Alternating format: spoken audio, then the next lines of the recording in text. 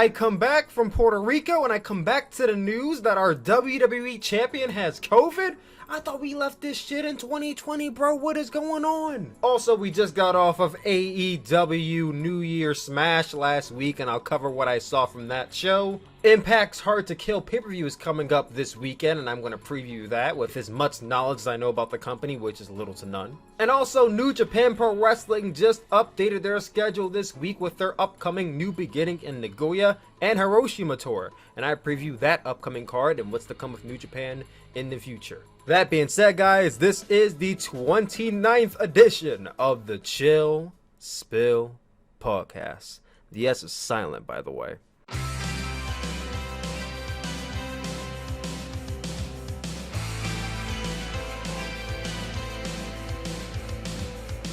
Yo, what is going on, guys? It's your boy Tyler Mask, aka Tyler Q Williams, aka Tyler Suplex, aka the one who lived. And welcome back. Had to say the back 3 times for you guys, cheap pop. To another exciting edition of the Chill Spill Podcast. And that is pill spelled with an S, but it is silent. Much like the fucking spider that came into my room last night while I was sleeping and bit me on my goddamn ankle. Like, for real. I have a spider bite on my ankle. I'm allergic to spider bites. Like, I break out in hives. I get incredibly itchy. I feel like a whole crackhead right now with this damn spider bite. I keep on scratching my arms, my legs, my back. Like, it's everywhere, man. It was on my ankle and it's all over the place. It's ridiculous. Like, I'm black, man. I'm supposed to turn into Miles Morales, but I'm over here. Maybe this is just a stepping stone to turning into Negro Spider-Man. I don't know. Hopefully 2021 gives me those powers I was promised on December 21st. But, oh my God. This is the intro to the podcast. Thank you all for tuning in. Please make sure you hit that like button. Alright, guys. That is the show. Let me just tune out here. I don't know where else I can go after that comment. But on a serious note, guys, this is the Chill Spill Podcast. Thank you all for tuning back. This is the second episode of 2021. We had our episode last week where I did basically a review of New Japan Pro Wrestling's Wrestle Kingdom 15 Night 1 and 2. Make sure you guys go to the last episode and check that out. I also did a prediction for this year. I did a few of them and what I thought would happen in professional wrestling this year. None to come into fruition just yet. Hopefully a few that I named won't happen because though I predicted them, it's not what I wanted to happen, so I think will happen. So, that all being said, this week, there's not really that much I have to cover because I was on vacation for the last couple days, so I didn't really pay attention to pro wrestling. I mean, I caught New Year Smash in because if you guys don't know, I was in Puerto Rico for like the last 4 days. But like, I caught New Year's Smash while I was in Puerto Rico, but like I was in and out of watching that show. Like I was in my room watching that show, but then I started falling asleep, and then I just didn't watch it back until like literally earlier this morning. So I did catch New Year's Smash. I thought that was a good show, but I'll talk about that a little bit later on into this podcast. First things first, I want to talk about, it's a big news story coming out of it. I know it's not really a news story I really want to talk about, but it is a news story regardless. Drew McIntyre, our current WWE champion, has been diagnosed with COVID-19. Just want to remind you guys that even though it is 2021, COVID is still very much a real thing happening, and look no further than our WWE champion going down with it. Now, I did hear he is an asymptomatic case, so that is great. He's not sick or anything. Well, I mean, he has a disease. He is sick, but he's not like sickly with COVID, so that's great. But it's just a reminder that everyone should be going outside. If you have to go outside, if you don't need to go outside, then stay home. Everyone should be going out, social distancing 6 feet apart, and wearing your mask. That's all you need to do. Now, I'm not saying Drew didn't do any of that stuff, but you know, this is what happens. It's the way of the land. And right now in Japan, they just literally, Tokyo just went into a state of emergency. So they aren't having any shows right now. As far as I know, I think they're not having any shows. They're closing a lot earlier. I don't know if all of Japan went into a state of emergency, but I know Tokyo did. So just a realization and just awareness I want to bring to you guys about COVID-19. Now, luckily, I have never had COVID-19. I'm not trying to jinx it either. I had to get COVID tested before I went to Puerto Rico, and it came back negative. Now, I haven't had an antibody test to know if I ever had it or not. If I had to take a guess, I probably already did have it. I think I had it like back in May because I was like really fucking sickly at one point, but like I wasn't like the kind of sick that like, you know, coughing and all that kind of stuff. Like it was just like really, really, really bad, like muscle and like stomach pains and like all like headaches and all that kind of shit. It was everything except like coughing. So probably did have it at one point. But as I was saying here, Drew McIntyre, it is confirmed that he will be still facing Goldberg. So like I said, 14 days. 14 days from now will be the 26th, and the Royal Rumble's on the 31st, so he will be back in time. Now, question is, he was in contact with Goldberg a week ago, so hopefully Goldberg doesn't have it. But that match is official. I did make a prediction last week that Drew McIntyre will face Bill Goldberg, and Goldberg will beat him. It's a prediction that I didn't want to make. I still want Drew McIntyre to come out the winner, but I do get the sense that maybe Goldberg's going to beat. I mean, look at the track record, man. Look at the track record. Goldberg beat Kevin Owens for the Universal Championship. Goldberg beat The Fiend for the Universal Championship. Like, the track record for Goldberg and championship matches are not good. The track record for Goldberg against upcoming talent is also not good. I mean, Drew McIntyre is an up and coming because obviously he's an established star, much like Kevin Owens and The Fiend both were, but you know, he still beat them no matter what. So hopefully, if WWE knows what's good for them, and they don't want to ride on their hands, Goldberg will not win. But I'm not confident in that. Just like I'm not confident in anything this company does anymore. But that's besides the point. Getting on to WWE here, NXT, they had their New Year's Evil show last week, and I will say I did not watch that show. Like I legit just have zero interest in NXT. Like it's literally gotten that low. Like that's how, and I feel like a lot of it isn't that they're bad. Like NXT is not a bad show. It's just that they did something, which was having Charlotte Flair win the NXT Women's Championship last year. They did something that turned me off from the promotion. And they weren't doing anything that really like kept me in when I came back. And I feel like that whole sequence of events that happened where it's like I fell off and then I came back and they didn't keep me interested, and then I fell off and then I tried to come back and then it still didn't keep me interested. It's like you have so many tries before you just give up on it. And I don't hate, like I said, I don't like Raw or SmackDown. Like I don't like WWE in general. NXT I've been a fan of since 2014. I don't want to hate NXT the way I do the main roster, the way I do WWE as a whole. I really don't want to hate NXT, and I don't hate NXT. But I'm at this point where I just really don't care about it. One thing, however, that does interest me about NXT is the Dusty Rhodes Classic. Now, I've been watching NXT since 2014. They've been doing the Dusty Rhodes Classic since, I believe, 2015. And it's something that I watch every single year. So I figure, you know, I'll give them my time for the Dusty Rhodes Classic since it's something that I've watched annually. They did also announce the Dusty Rhodes Women's Classic. They haven't announced any teams for that, but that should be good because they have a good surplus of women's talent. But in here they announced a few teams for the Dusty Rhodes Classic, and I figure I'll list them all here. They have the team of Austin Gray and Kurt Stallion, who I've heard the name Kurt Stallion. I don't know who Austin Gray is. I don't think I've ever seen them wrestle before. Oh, not Austin. August Gray. I have not seen either men wrestle before. So this is a new team. They're definitely going to lose in the first round. We have the Bollywood Boys. It was Sunil Singh and Rajin Singh, whatever his name is. I was never a big fan of the Bollywood Boys back when they were in a 205 Live, or when they were back with Jinder Mahal back in 2017 when Jinder Mahal was the WWE champion. I wasn't a big fan of them then, but one thing I was always a big fan of was their theme song. Bro, you can sit here and lie to me all day long and tell me that the Bollywood Boys did not have the most bumpin' theme song of 2017, 2018, 2019, 2020, 2021, and I will tell you that you're lying to yourself, because they do. The Bollywood Trap, I need y'all to go listen to that. I need y'all to do me a favor if you have not heard it already. Go to YouTube, search up Bollywood Boys theme song, and listen to that thing. It is absolute fire. So I'm happy to see them, and they're not bad wrestlers at all. I think I would even say they're good. We just don't know we just don't see them enough to really say that, oh, they're underrated or anything. We don't see them enough. So, or if we do see them, it's on 205 Live, but who watches 205 Live? So, also we have Breezango in a tag team classic. I used to love Tyler Breeze, man. Like back when I first started watching NXT in 2014, I was the biggest Tyler Breeze fan you could find, man.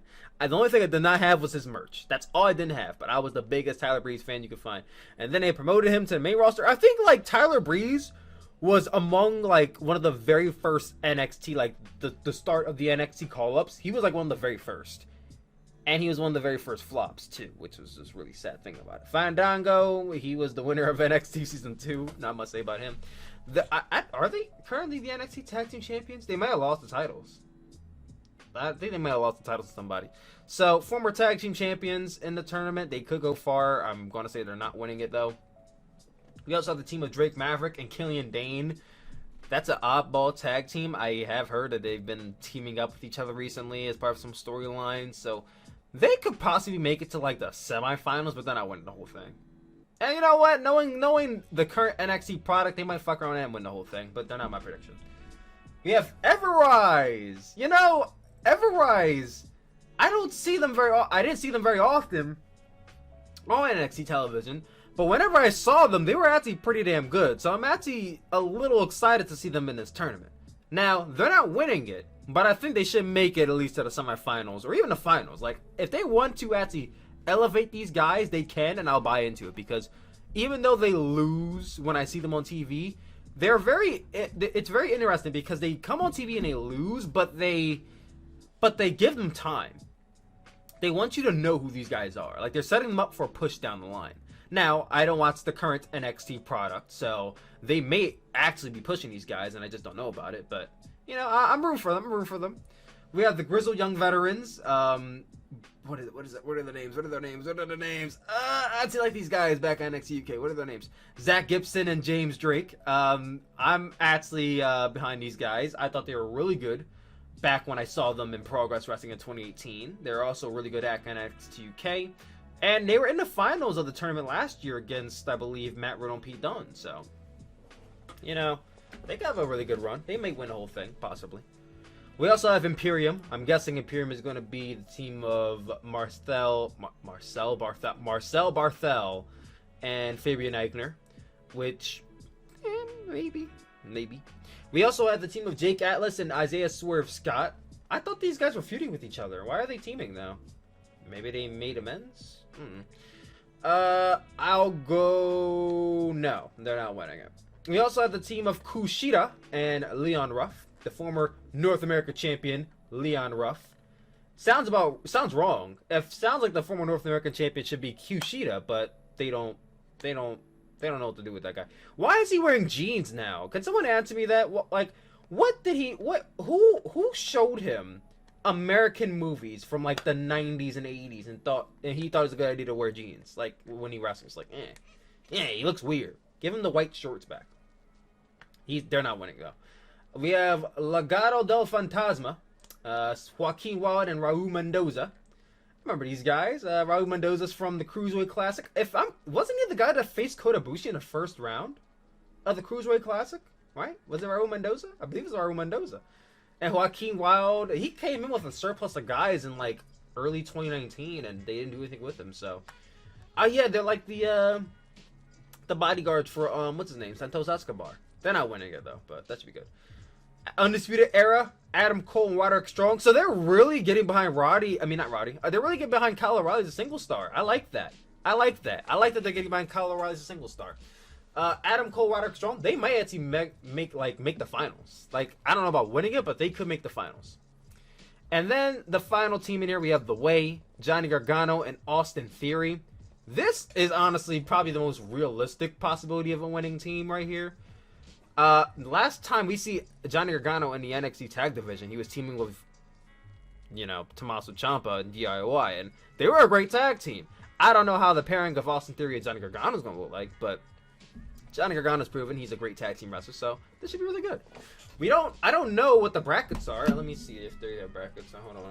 NXT Dusty Rhodes Classic 2021 brackets. I don't think they have brackets up for that show. I know they're announcing it like week by week. I don't think they have the brackets up though. I know this week they have some matches coming up, so that should be really good. But Undisputed Era will face Breezango this week. Okay. They don't have all the brackets up, but if I had to take a wild guess of who the finals will come down to, who the winners will be, I'm gonna say we're gonna see Adam Cole and Roderick Strong, since they're baby faces now, versus Johnny Gargano and Austin Theory, and I'll go with the way Johnny Gargano and Austin Theory to win the Dusty Rhodes Classic. They're not done pushing Johnny Gargano. Like, Johnny Gargano obviously is like one of the top guys in NXT. Like, he's the dad of NXT. Johnny Gargano and Tommaso Ciampa are the dads of NXT. The NXT dads. The NXT dads. They may not be top stars, but they're there. You know what they're about. You know what they can do. You know their legacy's cemented. And they're there to elevate talent. So I think that Johnny Gargano, as an NXT dad, he'll get his run here and there, but he'll never come close to winning the NXT Championship again. And I think, winning this tournament would be nice. I wouldn't mind seeing Johnny Gargano as NXT Tag Team Champion again. And he obviously wanted to get behind Austin Theory in a way, so this is, in a way, the way. So funny. So this is my gateway. This is why I think the gateway is. I'm going to go with Johnny and Austin Theory to win the NXT Dusty Rhodes Classic. But tune in weekly on the Chill Podcast, because I will be covering the Dusty Rhodes Classic on this podcast. Maybe not all of NXT, but at least the Dusty Rhodes Classic on this podcast. Also, a little bit of interjected news here. Mil Muertes. Yes, Mil Muertes from Lucha Underground fame will be coming to MLW this coming week. Not gonna lie, I don't watch MLW like that. Actually, I barely watch MLW at all. I heard that Leo Rush is the new MLW middleweight champion, so that's cool. But I don't watch MLW. But Mil Muertes, I watch Lucha Underground. Like, when Lucha Underground first started off in 2015, Lucha Underground was the fucking show, man. Before AEW, before all these little indie wrestling promotions started popping up, before the UK scene started blowing up, you had WWE, you had NXT, and bitch, you had Lucha Underground. And that was the ultimate alternative. It had great wrestling that felt like you're watching a authentic TV show. You had Phoenix, you had Pentagon, you had, I'm spitting the shit, you have Johnny Mundo, you had dare I not say Alberto Patron, you had Mil Muertes in there, you had fucking Jeff Cobb as Matanza Cuerdo in there, you had all these other indie talents that came in every once in a while, Helico. You look at the AEW roster, like, AEW really just snatched up all of Lucha Underground guys. Like, think about it. Look at the AEW roster. Phoenix, Pentagon, Brian Cage, Jake Hager, Samuel's only there for like a cup of coffee, but he was there for a cup of coffee too. And Helico, Jack Evans, they literally said, let's take all Lucha Underground's guys, because they're not coming back, and let's create AEW. And I can't hate on them because they created a great roster.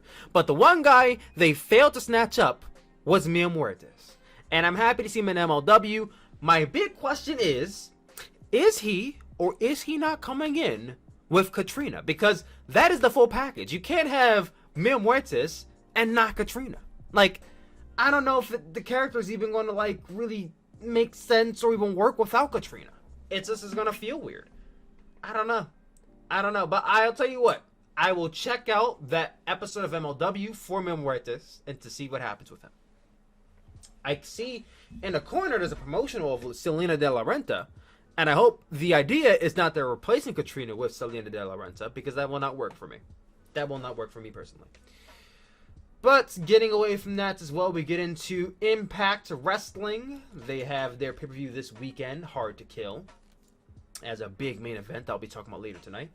I have the full match card for you guys here, and I'll give my predictions. Now, my plan is to catch this pay-per-view live. My schedule this week is all messed up, so I'm trying to resolve that. But if all goes well, then I shall be watching this pay-per-view this coming Saturday. So, previewing this card, we have the Karate Man versus Ethan Page. Now, if I'm correct, the Karate Man is Ethan Page. So it's Ethan Page versus Ethan Page. I don't know how this is going to work. I'm guessing this is a cinematic match. I'm going to go with Ethan Page to beat Ethan Page and win the match as Ethan Page. From there, we have Eddie Edwards versus Sami Callihan in a barbed wire massacre match. That's going to be grody. If I remember correctly, wasn't Sami Callihan the guy that bludgeoned Eddie Edwards' eye in and like basically almost blinded him with a real baseball? How the fuck does that happen? How do you accidentally hit this guy in the eye with a real baseball bat and almost fucking blind? Like, how does that shit happen? I don't know how that happens, but obviously they're on good terms. Obviously, Eddie Edwards is, still can see. So they're having this match. I guess a part 2 about, what was that? Was it like 3-4 years ago or something like that? It was a while ago when it happened, but yeah. Eddie Edwards, I think he was like recently just the Impact World Champion, wasn't he? Yeah, he must have lost to Rich Swann. So this match is happening. I'm going to go with Eddie Edwards to win. He should get his revenge forever after Sami Callihan legitimately almost killed him. But that's me.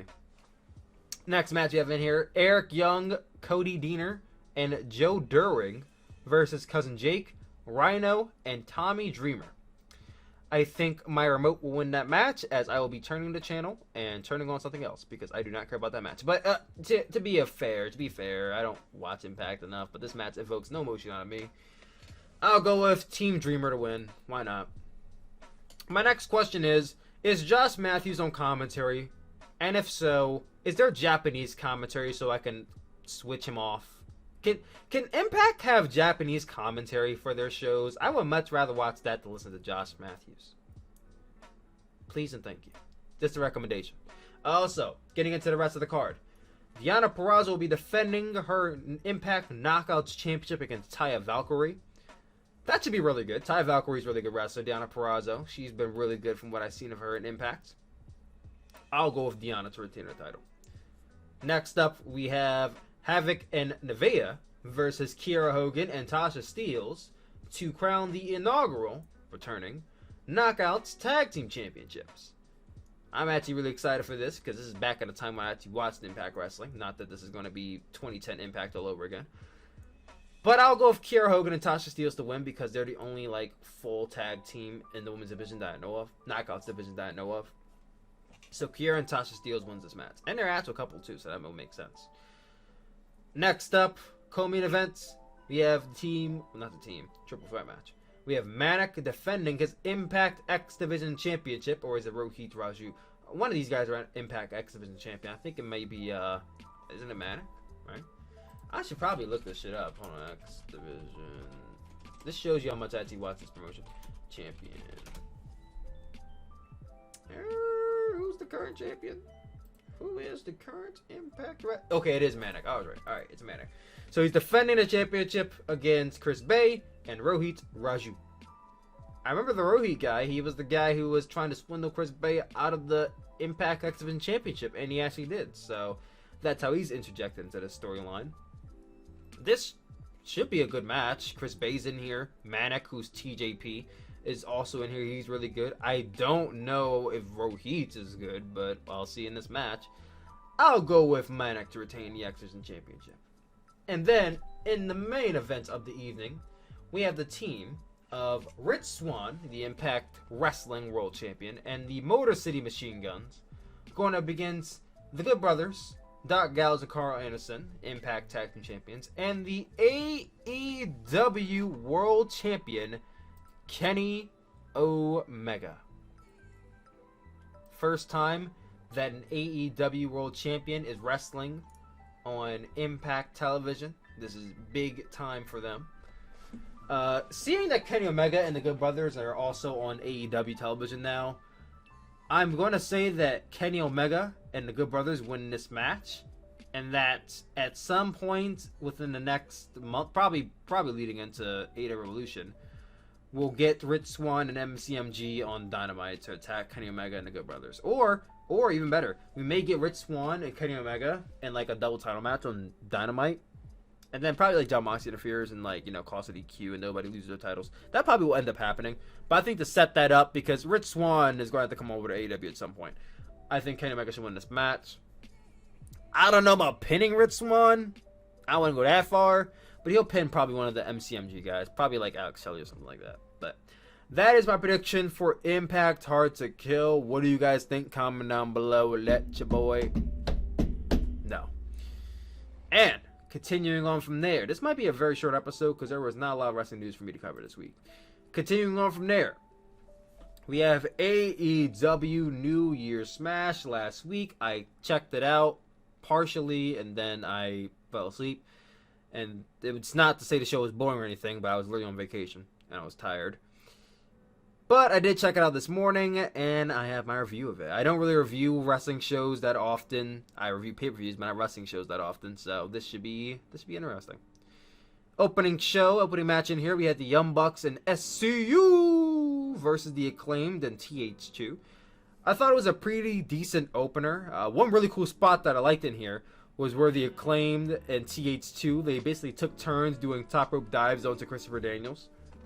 And then when Angelico dropped down, he like did a La Magistral pin onto Christopher. I like that spot. It was cool. It was nice. So it was one really dangerous. Like this was an insanely dangerous spot where Jack Evans got Nick Jackson down, and he went for a 630 senton on Nick Jackson.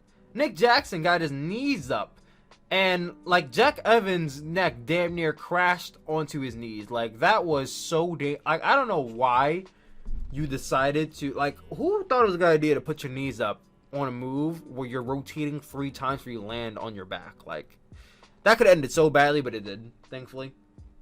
Later on, the Bucks end up getting the upper hand.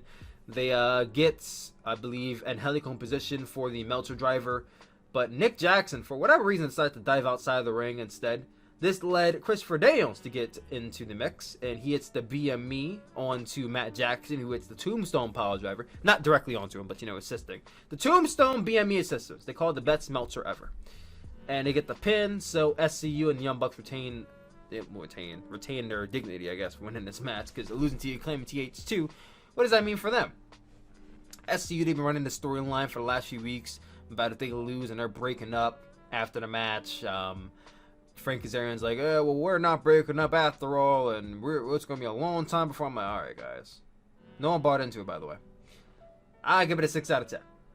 After this, John Moxley cut a pretty good promo about not being done with Kenny Omega just yet. So, like I predicted, that match will be happening at AEW Full Gear. We'll be getting a rematch. Full Gear. Revolution will be getting a rematch. I'm going to say that when that match comes up, Kenny Omega will likely retain the title. Just so that we could get Kenny Omega and Heyman Page at Double or Nothing 3. I think Kenny Omega's retaining that title. We also got a backstage segment with Chuck Taylor and Orange Cassidy. Chuck Taylor did sadly announce that Trent will be out for 4 to 5 months with an injury. So sadly, no best friends for a while. But then we got a soak and wet dripping Miro. Not really soak and wet, but like this dude had on the drip. Every week this guy has on some new drip. Like he's flexing his AEW cash. I'm not mad at it. We have Miro and Kip Sabian. They cut in. And Miro proposes that Chuck, if he has nothing to do, then he should be his young boy. If you guys don't know what a young boy is, if you go over to New Japan Pro Wrestling, if you see the Young Lions, they are considered young boys. Once they come out of their trunks, they basically are catering to the wrestlers, the more, you know, distinguished and lavish and the tenured wrestlers, you know, cooking for them, cleaning for them, doing their laundry, all that kind of stuff. So he proposes that since Trent is injured and you're out of action because you're not teaming with anybody, you should be my young boy. And Chuck Taylor's like, fuck you, I'm not doing that. And Miro's like, well, how about we have a match next week? And no, Chuck said that. Miro proposed that I'll accept your challenge, but under the pretense that if you lose, you become my young boy. And Chuck's like, okay, I will. Just leave me alone. And that was the segment.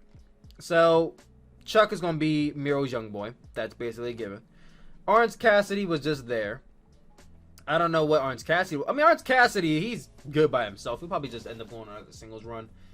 I made a prediction that Orange Cassidy at some point this year will become a TNT champion, and I'm sticking to that. He will be TNT champion by years out. I don't know when. I don't know who he's going to beat for it, but he will be TNT champion. And if Chuck's a young boy, I don't see why Orange Cassidy will be a young boy by virtue as well, so he'll be singles as well. We then had another match in here. Jake Hager versus Warlow. This is war. I actually like this match a lot. Like, it wasn't a great match. I wouldn't even say it was even that good of a match. But for like what it was worth, I just enjoyed it a lot. You know, it was nothing. I mean, nothing even close to Shingo and Jeff Cobb at Wrestle Kingdom. Nothing close. I would even say it was as good as Karrion Kross and Damian Priest from NXT New Year's Evil, which I did catch that match, by the way. But you had the ability of Wardlow, who's an all-rounded power-based wrestler. And then you had Jake Hager, who mixes his amateur wrestling and MMA style with his powerhouse wrestling. And I feel like they had a really good mix in here. I would definitely like to see him tear it up again. I mean, not tear it up, because they didn't tear it up, but, you know, mix it up again. Wardlow landing sentons and shit in this match was always really agile. And not only does dude do a senton and do top rope leaps, but then he proceeds to lift Jake Hager up on his shoulders and successfully hit an F10. Like, Jake Hager is not a small guy. Jake Hager is at least like 270, 260 pounds. He's a big, tall guy as well. But Jake Hager gets lifted up and twisted around with an F10. Impressive stuff. Wardlow gets the pin. Wardlow is going to be something scary this year. I don't think he's going to be an AEW champion or a TNT champion this year. But I think 2022, we could realistically be looking at a future AEW champion of Warlow.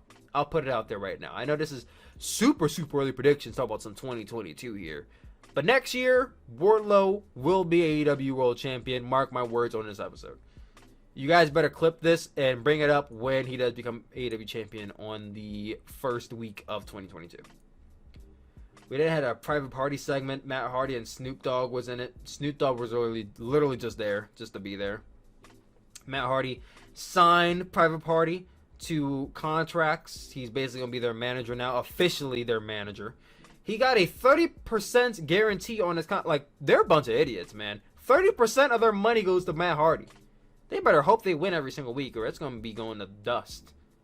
Also, they cracked the joke at AEW because it's not AEW if they don't crack a joke at WWE. Matt Hardy's like, I made sure that your contracts have third-party platforms allowed to be used because we're not monsters here.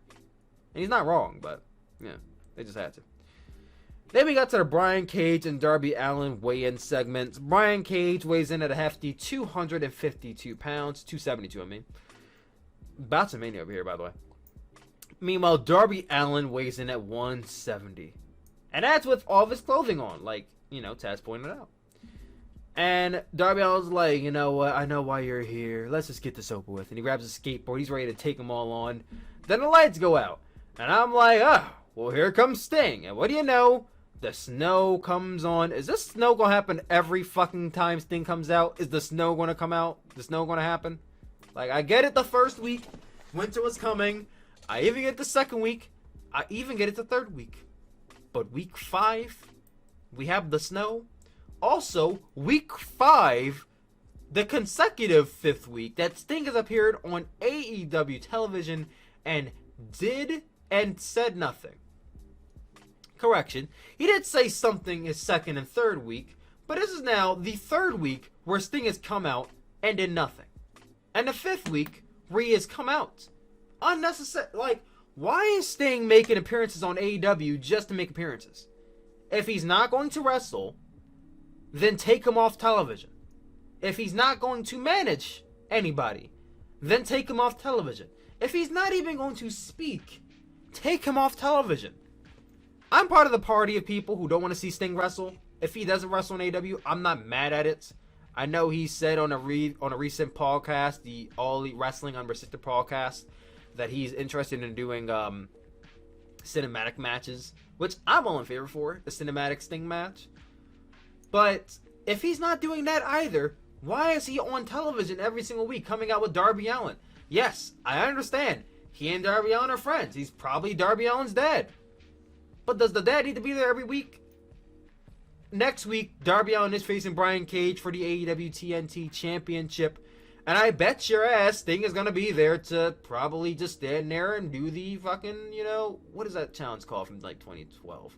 What was it called? The, when he would stand still. I forgot what it was called. And that song played, bum, bum, bum, ba-da-dum, bum, bum. I forgot what it was called. But, Sting would just stand there and do nothing. That's basically what's going to happen next week. I really, really want them to stop using Sting in this manner. It's not. It's week 5, and I'm already just like, bruh, you're not unique. Like, they've killed the uniqueness of Sting already. In 5 weeks, they killed the uniqueness of Sting. You hate to see it. They'll learn. They'll learn. Next up here, we have Cody versus Matt Sydal. This match is literally just to get Cody on TV and advertise the Go Big Show. Snoop Dogg was here. He did a remix of Cody Rhodes' theme song. I don't remember anything about this match outside of Cody winning with 2 crossroads. After the match, like immediately after the bell rung, Luther Serpentico attacked Cody. This makes no sense because Luther Serpentico have no beef with Cody, but they attack him. Which you already know what's about to happen here because Snoop Dogg's only... And Snoop Dogg was distracted as hell. Snoop Dogg was literally... wasn't sitting down. He was literally just standing on the ramp the entire time. It's like if you switched over to TNT, you'd be like, oh my god, it's Snoop Dogg. Let's see what he's doing. But like, why was he literally on the apron? Why was he on the ramp the entire time? Just standing there. It was distracting. I need them to not do that again. So... he gets a bright idea to go to the top rope. This was the best and worst frog splash I've ever seen.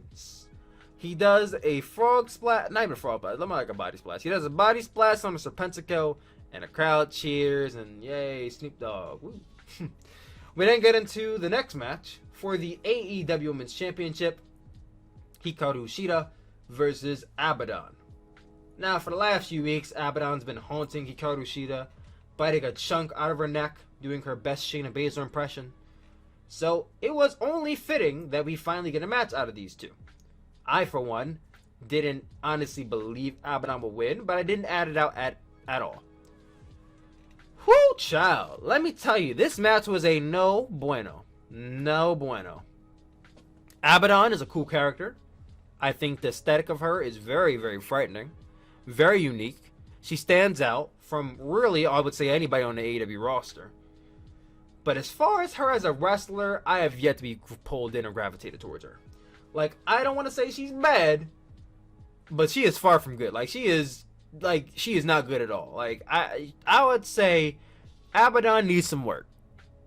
I don't want to say she's bad, but she needs some work. Like, the selling in this match from Abaddon was barely on point. And at times when she was no-selling, that was not even really believable. Like, you've seen Kane no-sell. You've seen Undertaker no-sell. Her character's pretty similar to both of those men, just a female. So you'd expect her to do some no-selling like the likes of Kane and Undertaker. But it was just very, yeah, it didn't work. And then when she was selling, that looked horrible too. Like, you know what, I'll say, I think she was bad. I was trying to be nice, but I think Abaddon's, she's bad. So, you get into the match. At one point, Abaddon pulls Hikaru Shida underneath the ring, and she gets out of the ring, and she bit a chunk out of her neck. The same spot where she bit a chunk out of her neck 2 weeks prior. So, at this point, Shida should be dying, because you got 2 times the same spot, your neck's been bitten, and you're bleeding. But somehow, this week, she wrestles the entire match. The entire rest of the match, she's wrestling. Despite the last few weeks, she was petrified of this woman, and her neck was bitten off, and she was selling it like she was crying and dying. She wrestled, which didn't make any sense. And the referee also didn't disqualify Abaddon, which also didn't make any sense. But she went on. Shida won the match, and that was it. I'm like, alright, so I don't want to say Abaddon is buried, because obviously buried is an overused term. But it was kind of odd to see this character that was built up as this force to be reckoned with just kind of beaten like that after literally Shida had her neck bitten off. Also, her thigh was bitten off too. So her leg was bitten and her neck was bitten and she still lost. So I don't know what that says about Abaddon. But Shida retains the title. Shida retains the title.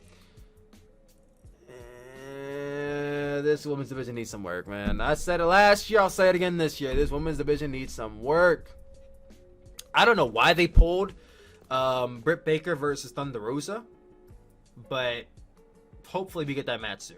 because we need some good action in this women's division. And Shida is a great wrestler, but this match was not it. This is not a great showcase for the women. I know next week we're getting Thunder Rosa versus Tay Conchi for the NWA Women's Championship. That should be good. I'm excited for that match. But this, no. Then we get into the main event of the evening for the AEW World Championship. Kenny Omega versus Rey Fénix. I thought this was a really good match. Really, really good. Dare I say even great? I wouldn't say great. It was a really good match. It was insane athleticism from both men, especially Fénix, who hit like some of the best spots of this match. I mean, this man was flying all over the place. He was hitting goddamn I don't want to call the spots here. I hate doing that. But one of the coolest spots of this match was Kenny Omega standing towards the rope. Fénix hitting a moonsault, but landing on his feet behind Kenny Omega and then hitting a German suplex onto Kenny Omega. That was lit. Then also, earlier in the match, you had Kenny Omega on the outside of the ring. Fénix goes outside the turnbuckle, runs over to the barricade. I said turnbuckle. Runs over to the barricade, leaps over the barricade, like rolls through, and Kenny catches him from behind and hits him with a dragon suplex. They had such great chemistry in this match. Such great chemistry. Sadly, Fénix did not get the win. He tried for a moonsault or something onto Kenny Omega from the middle rope. Kenny catches him and hits him with a, what is it called? He calls it Hikaru Crusher? I think a Hikaru Crusher. It's a butterfly pile driver. He follows it up with a V-trigger and then closes it out with a one-winged angel for the pin to retain the AEW Championship.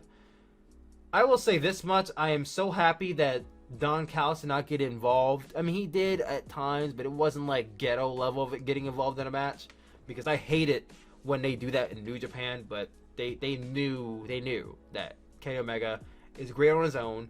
He doesn't need Don Callis, so Don Callis is in there to do like a little distraction spots, and that's it. That's all he needs to do. After the match, Don Callis grabs the microphone. He's like, "Oh wait, we're getting word of something happening backstage. Let's pan backstage." And you see Eddie Kingston, the Butcher, and the Blade. They're attacking Pentagon and Pac. And Don Callis is like, "Oh, where are your friends at now?" And Fénix is like, he's about to fucking cry, bro. I'm like, damn, Fénix looks so hurt. But they're like, "Get him up, Kenny." And Kenny's about to get him up for another one-winged angel. Moxie comes out with a barbed wire bat, and he goes straight after Kenny, hits him right in the gut, only to be blindsided out of nowhere by the Impact Tag Team Champions, Doc Gallows and Carl Anderson. They start beating down John Moxley. Great pop from the crowd. Well, I mean, good pop, I guess. Can't say great because it's not a big crowd. Good pop from the crowd. You have these tag team wrestlers, really lower card tag team wrestlers, I should say, coming out trying to stop them, but they get fought off by Doc Gallows, Carl Anderson, and Kenny Omega. Kenny Omega then gets his the barbed wire bat that John Moxley had, and starts hammering away at John Moxley. This brings out the Young Bucks. The Young Bucks are trying to stop this thing. You don't know whose side they're on. Obviously, you know whose side they're on, but they're trying to portray it as, "Oh, we don't like you doing this." And next thing you know, BPJ, Brian Pillman Jr., and Griff Garrison, they go on the rope and they try to hold down Kenny, and they're taken out by Doc Gallows and Matt Jackson. Super kicks and a shot to the title, from the title. And they're just looking at him like, "Oh, wait a minute, hold on, is this a thing? Or are they together?" Comments just trying to build it up as that way. Then you have Doc Gallows, Kenny Omega doing the Too Sweet. Then next thing you know, Matt Jackson, Nick Jackson, they join in and they're Too Sweeting as they go off the air. So now we have Bullet Club. Nope, wait, can't say that. It's the Elite. OC Elite. The OC Elite is now in AEW. Now, obviously, I believe New Japan owns the trademark to the Bullet Club, so they can't use that terminology in AEW. They could use any other term but that. And fans were saying online, like, "Oh, is New Japan going to send a cease and desist for the Too Sweet?" Like, no, they can't trademark a fucking hand signal. They're fine. But I will say this much. I am excited to see Impact wrestlers now in AEW television. Hopefully we soon get knockouts in AEW to enhance this women's division. And soon we'll get other wrestlers in AEW as well. Like, the talent exchange in here is only between like 3 wrestlers, but soon, hopefully, we get some more. And that was New Year Smash. I'm looking forward to this week's episode of New Year Smash. We got a pretty good match card coming up. Let me get this thing loaded up for this week. I had it up and then I closed it out. So this week coming up, you have Chuck Taylor versus Miro. If Miro wins, then Chuck Taylor will become his young boy. Miro wins, pretty easy. We have Serena Deeb defending her NWA Women's Championship against Tay Conchi. Serena Deeb retains. That's pretty easy as well. This one's a little bit more difficult to guess. You have Eddie Kingston versus Pac. Now, I thought they would have probably dragged this out a little bit longer, but I'll take it. This is going to be really good. I'll go with Eddie Kingston to win if they want to stretch it out some more. If they want to close it out, Pac can win, but I think they might want to stretch it out a little bit more. Revolution is only like a month and a half away. If they want to bring it out that long, they could. But I'll go with Eddie Kingston to win this match. Then the next match, you have FTR, Cash Wheeler, and Dax Harwood going up against the Jurassic Express. Originally Jungle Boy and Luchasaurus, but Marco Stunt has intervened himself. And he has now interjected himself into the match. So now Jungle Boy and Marco Stunt. Marco Stunt is in this match, take the pin, obviously. FTR wins. Then the main event of the evening, we'll see Darby Allin defend the AEW TNT Championship against Brian Cage. After months of this feud, we are finally, I hope finally, getting a climax. This feud's been going on for 7 months now. I hope Darby Allin wins. I need this feud to be over. We've been seeing this feud stretch out for the longest time. I want Darby Allin to get fresh and new opponents. So my hoping is Darby Allin retains and is still the TNT champion. But I will not be surprised if Brian Cage also becomes a TNT champion and we still get one more match out of these two Revolution. I'm going to take a wild guess. Sting appears again and does like a Scorpion Death drop to Will Hobbs for the distraction. Darby Allin retains that way. And that is New Year Smash coming up this week. Lastly, we'll get into some New Japan Pro Wrestling. They updated their schedule. The New Beginning Tour is coming up this week, and I got the match card for you guys, and I'll be giving my thoughts on it. So the first Road to New Beginning Tour, which all of you don't really need to catch, but I'll preview it here. You have a match with Yoshi, what the hell am I talking about? Yoshihashi, we're not there just yet. Yota Tsuji and Satoshi Kojima versus Will Ospreay and the Great Okan. The Empire stood very tall at New Year Dash, so like I said in my prediction video, they should be winning all their matches going forward for a while. So, they should win their match. Will Ospreay and Great Okan win this match. We have the team of Doki, Yoshinobu Kanemaru, El Desperado, and Minoru Suzuki versus Jado, Geto, El Fantasmo, and Taiji Ishimori. They're really banking on a Bullet Club versus Suzuki-Gun faction. Warfare, like, this is interesting. They're doing a heel faction versus heel faction feud. I'm actually genuinely curious to see how this plays out. I'll go with, I don't know who wins, but I'm looking forward to it. We have Chaos, Tomarishi, Hiroki Goto, and Kazuchika Okada versus Bullet Club's Dick Togo, Yujiro Takahashi, and Evil. Hold on. Let me get some water. Get some water, run it back real quick for you guys. Alright. Evil. There we go. They're building back up Okada versus Evil. Thankfully, I don't think that's on the cards for this coming tour, but probably for the next tour, sadly. I'll go with Dick Togo, Yujiro, and Evil to win this match. Next up, we have Tomoaki Yoma, Hiroshi Tanahashi, and Kota Ibushi versus Sanada, Shingo Takagi, and Tetsuya Naito. I'll go with LIJ to win. And then the main event shocks me because this is an all-junior main event. Going over top of both the heavyweight and IC champion and the never champion is the junior heavyweight champion Hiromu Takahashi and Bushi versus Sho and Master Wato. Like I said, shocked that this is the main event. Not mad because this is great. The juniors should be getting showcased in this manner. I'll go. Master Wato has actually been. They're trying to get my man Master Wato on this card a lot more, so I'm actually happy for him. I'll go with Master Wato pinning Bushi just to add some intrigue here. Master Wato pins Bushi. Show Master Wato wins this match. The next Road to New Beginning tour will be on the 23rd. This is the next one they really advertised. This match right here is going to suck ass. I'll say it right now. We have the team of Minoru Suzuki and Doki versus Geto and Jado. Now, obviously, no slots to Minoru Suzuki. He's the GOAT. But Doki, yeah, he's been improving. But this other team right here, Geto and Jado, are like the worst wrestlers you can put in the ring in New Japan in 2021. Look no further than both of their matches in New Japan Cup last year. Horrible. And you want them teaming up? No. No. I'll be skipping that match. You have Kazuchika Okada, Tomoichi, and Yoshihashi going up against Dick Togo, Yujiro Takahashi, and Evil. I'll once again go with Bullet Club because heels tend to win the tag team matches a lot more than the babyfaces do. We also have Tenkozy, Hiroshi Tenzan, and Satoshi Kojima going up against the Great Okan and Will Ospreay. No Jeff Cobb. That's a bit disappointing. But I'll go with United Empire to win. They should not be losing any matches. Next up, we have another tag team match, multi-man tag team match, an elimination tag team match. You have the team of Bushi, Hiromu Takahashi, Shingo Takagi, Sanada, and Tetsuya Naito of Los Ingobernables. Oh my god, what was that? Botchamania. Leave me alone. Los Ingobernables de Japón versus Master Wato, Sho, Tomoaki Honma, Hiroshi Tanahashi, and Kota Ibushi. I don't see elimination tag matches very often in New Japan, so I'm actually very interested to see where this goes and who eliminates who. Soul Survivor, I'll go with probably like Sanada and fucking Hiromu. I don't know. Sanada, Hiromu, or Soul Survivors, because why not? New Beginning in Nagoya happening on January the 30th. This is where we get into the bigger shows for New Japan.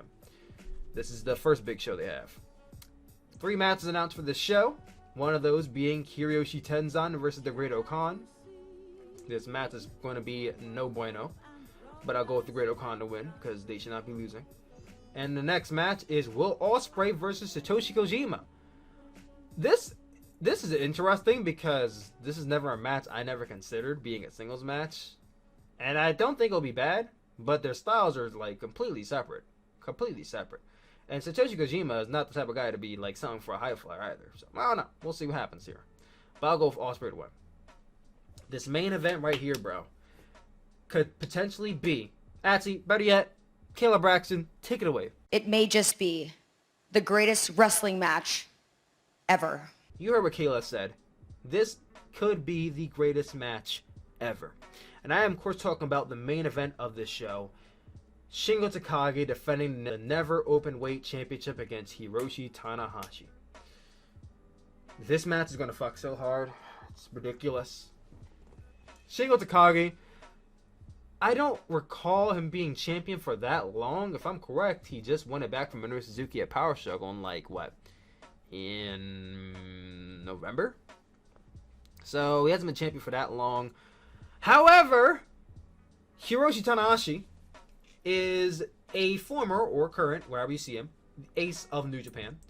This guy carried New Japan on his back for years. Years. Even a decade, I would say. Has had high profile matches with everybody. Multi-time champion. And is one of the greatest wrestlers to ever live. And here he is, coming down, and I hate saying down, but it is unfortunately down, to the Never division to face Shingo. If you don't think that this is going to be an uplift for the Never champion to have Tanahashi holding that belt, then you are crazy.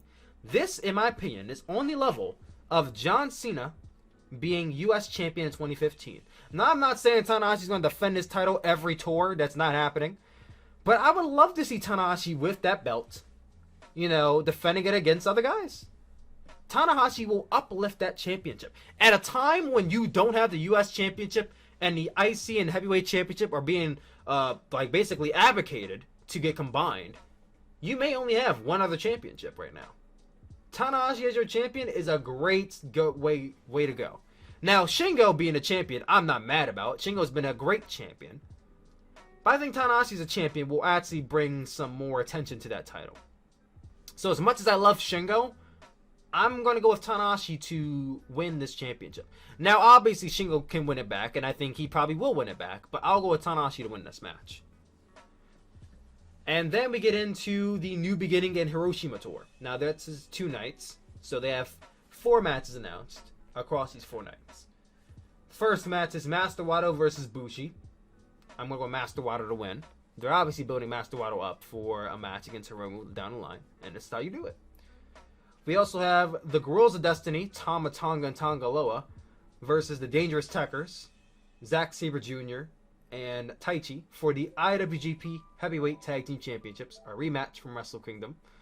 They had a good match at Wrestle Kingdom. I hope this match is just as good, if not better. I'll go with GOD to retain the titles.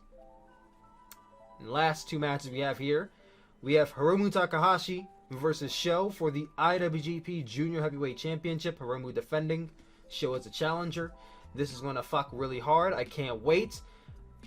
I so badly want to see my boy Sho Tanaka be an IWGP Junior Heavyweight Champion at one point, but I don't think it's now.